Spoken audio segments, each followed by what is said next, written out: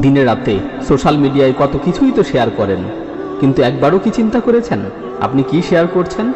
একবারও কি ভেবে দেখেছেন আপনার শেয়ার করা জিনিসটি দেখে কত মানুষ গুনাহগার হচ্ছে? মনে রাখবেন, আপনার শেয়ার করা হারাম জিনিসটির মাধ্যমে যত মানুষ গুনাহ করবে, আপনার শেয়ার করা হারাম জিনিসটি যত মানুষ ডাউনলোড করবে, যত মানুষ শেয়ার করবে, যত মানুষ শুনবে ও দেখবে, তাদের সকলের সমপরিমাণ গুনাহ আপনার আমল নামাতেও লিপিবদ্ধ হবে। এমনকি আপনার মৃত্যুর পরেও গুনাহটি চলমান থাকবে এবং আপনার আমল নামায় যুক্ত হবে। রাসূল সাল্লাল্লাহু আলাইহি ওয়াসাল্লাম বলেন, মান দাআ ইলা দালালাতিন কানা আলাইহি মিনাল ইসমি মিসলা উজুরি মান তাবিআহু লা ইয়ানকুসু যালিকা মিন আসামিহিম শাইআ।